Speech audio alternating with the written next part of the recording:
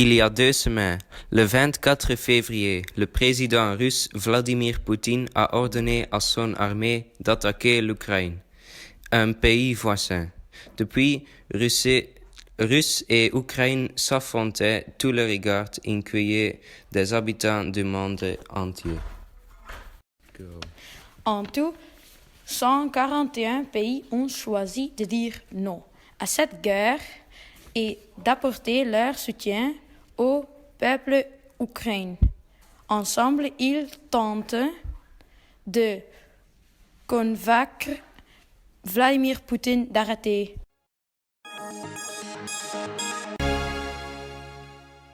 Les Ukrainiens viennent de fuir le pays.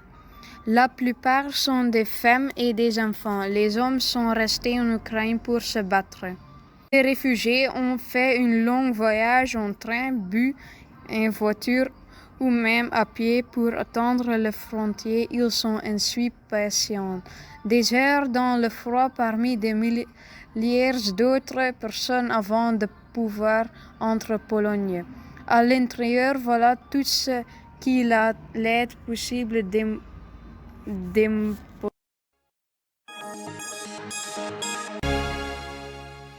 Les Russes disent non à la guerre. 6 mars, les habitants d'une soixantaine de villes russes ont manifesté contre la guerre en Ukraine. Vladimir Poutine a interdit ce critique. 5 000 de ces manifestants ont été arrestés. Ils risquent la prison. De grandes marques quittent la Russie.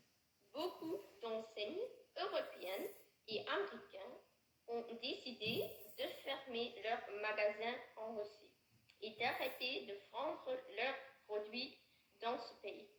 C'est le cas par exemple d'IKEA, Coca-Cola, Nike, H&M, Apple.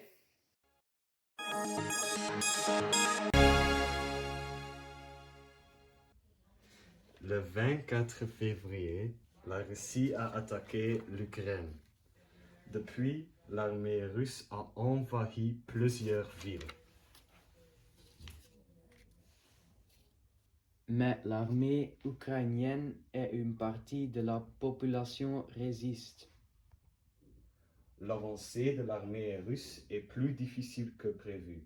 Plus de 2 millions d'Ukrainiens ont quitté le pays pour se mettre à l'abri. Plusieurs pays, dont la France, les accueillent. Pourquoi Vladimir Poutine a-t-il déclaré la guerre à l'Ukraine? Parce que pour lui, l'Ukraine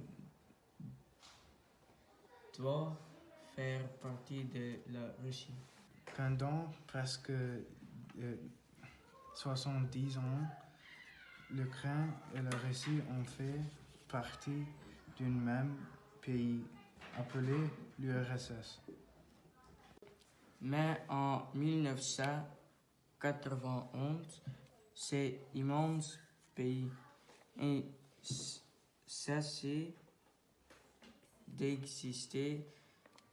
L'Ukraine devenue indépendante.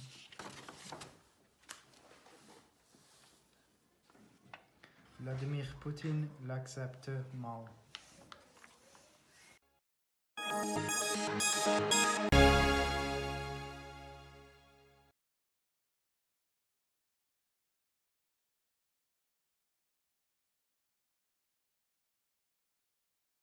L'Ukraine a des ports en bord de mer, le Noir.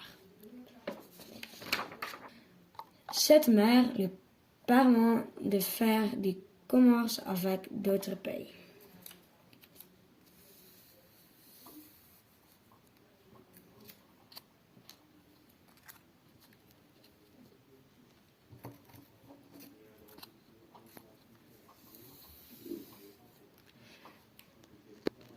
Parce que c'est relié à la Méditerranée.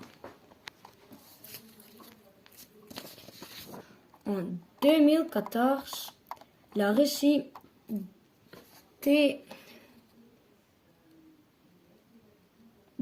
déjà pris le contrôle de la crise.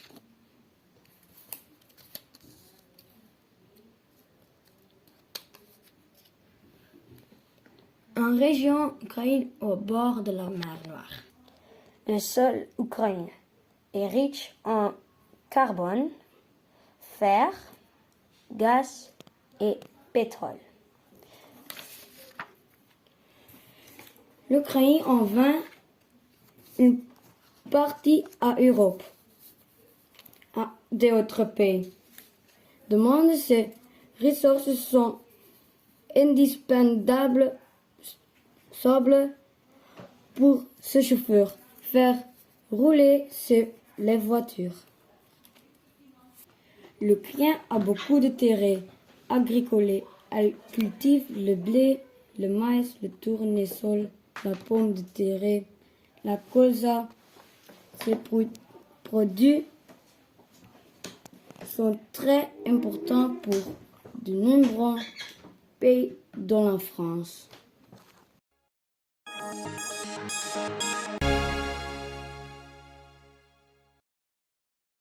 Les pays du monde se sont réunis à UNANO, une organisation mondiale cherchée faire respecter la paix sur la planète. Le 2 mars, une grande majorité de pays a voté pour dénoncer l'attaque russe et a exigé que l'armée russe quitte l'Ukraine. Plusieurs chefs d'État parlent avec Vladimir Poutine. Ils lui demandent d'arrêter la guerre.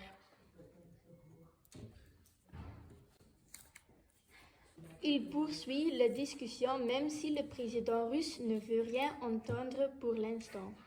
Emmanuel Macron, le président français, est régulièrement en contact avec lui. L'Europe, les États-Unis et d'autres pays imposant des sanctions à la Russie. Il empêche par exemple des banques russes de faire des échanges avec des banques étrangères. Ces punitions ont pour but de priver la Russie d'argent et de pousser son président à stopper la guerre.